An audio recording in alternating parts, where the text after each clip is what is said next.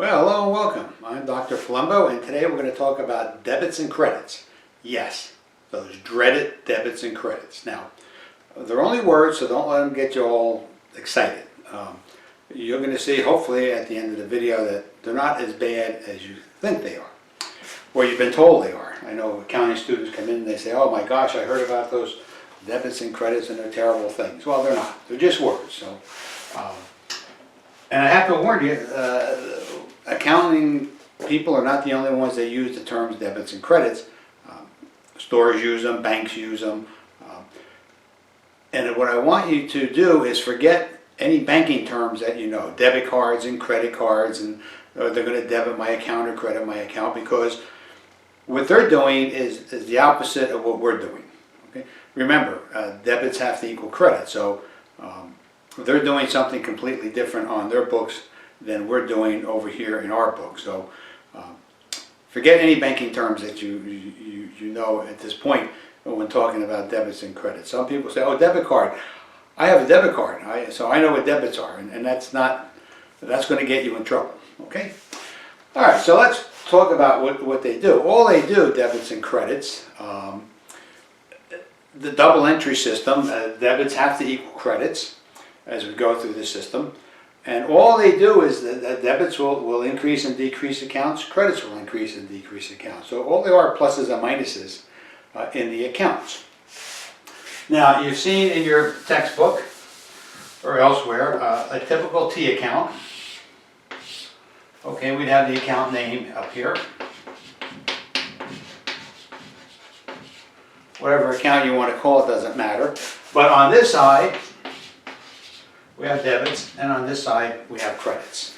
Okay, and should we debit account or credit account? Depends what we're trying to do. We'll talk about that in a minute. But right now, and DR, I guess that comes from the Italian version of debit. These debits and credits have been around since the 1400s, so you're not the first student to get have to put up with debits and credits.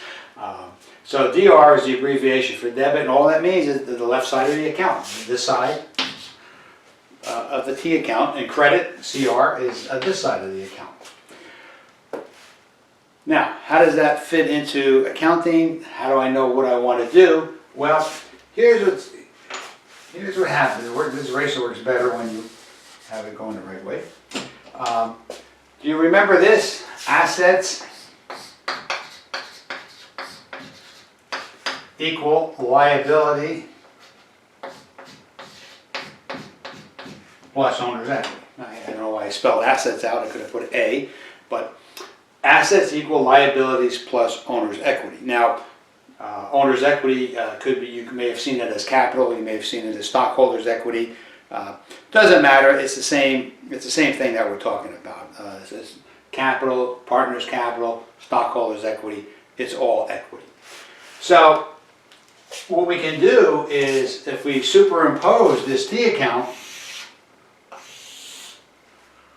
over that equation, it tells me that my assets have a normal balance of a debit, and I hope the camera's getting this way up here, and this side of the board of the equation is liabilities and owner's equity. Are liabilities and owner's equity, and those would be credits, and debits. The debits would equal the credit. So now the question comes up, and let's get rid of this and start kind of clean this up a little bit. So I've got assets equal liabilities plus owner's equity. I've got my T account. The left side is debit. The right side is credit. The normal balance, what we'd expect to find in an asset account, would be a debit balance. What we would expect to find in a liability or owner's equity account, we'd expect to find a normal balance as a credit. So for example, if I had $100 in assets, $20 in liabilities, I would have equity of $80. So I would have a T account over here.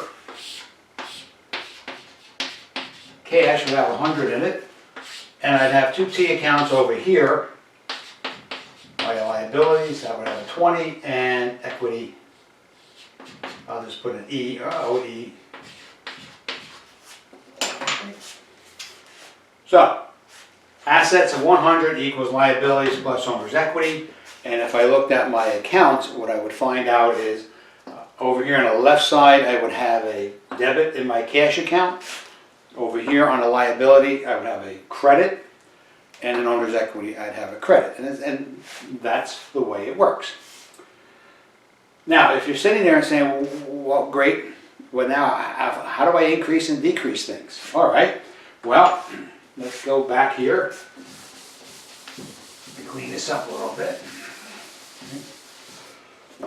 And let's go back to our T account.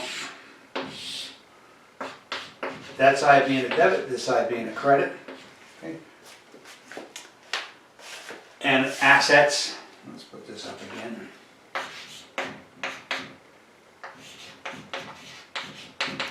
Okay. So we know the normal balance in an asset account is a debit. That's all on the left side of the equation, the left side of the account. So if I wanted to increase an asset, a debit would increase the asset. What if I wanted to decrease that asset? Well, a credit, kind of look a little sloppy here. Clean that up just a little bit here. Okay. If I wanted to increase it, I would increase it with a debit. I would decrease it with a credit. Okay. So my T account over here, anything on the left side is increasing it. Anything over here on the right side would decrease it if it's an asset. On the liability side, it works the opposite. If I want to increase a liability, I would credit that liability account. If I wanted to decrease that liability's owner's equity account, I would have a debit. Okay. When I'm all done and through, debits will always equal credits. Okay. So for example, if somebody came along and said, I'm going to put $100 into this business to get it started, what would happen is I would have a plus $100 for my assets, correct? I now have $100 of cash, and on this side I now have $100 of equity. So you've seen that before in your introductory chapter. Assets go up by 100. Liabilities, there's no change. Owner's equity goes up by 100. So how would I state that? Well, I would state that as I would debit my cash $100. I would credit owner's equity $100. And if I was to do an entry, a journal entry, in my journal, I would have my date. And I would have a debit to cash, 100. And I would have a credit to equity, some equity account, 100. And I'd have an explanation of what I'm doing. Now, if you ever read a book that says, don't worry about explanations, don't listen to it. The explanations are very important because down the road, 3 years later, 4 years later, you're saying, hey, that person who left the business is no longer here. We'd like to know why they did this, and there's no explanation. We don't know why they did it. So, or you're trying to explain to an IRS agent why you did it in an audit 3 years after this has happened. So, always have an explanation. And so what we've done here is a journal entry. Debits first, credit second. Credits are indented, and the left column is debits, right column credits. We're not going to worry too much about journal entries at this point. My main purpose was to just show you how this assets, liabilities, and owner's equity works for us. All right? So to sum it up, debits equal credits. Okay. So debits equal credits. The normal balance in an asset account would be a debit. Normal balance in a liability and owner's equity account would be a credit because they're over here on the right side of that the account. If you want to do something with an asset, if you want to increase it, normal balance is a debit, so you would debit the account. If you wanted to reduce an asset account, you would credit it. Okay? Now, what we haven't talked about were owner's equity, revenue and expenses. Revenue and expenses are sub-accounts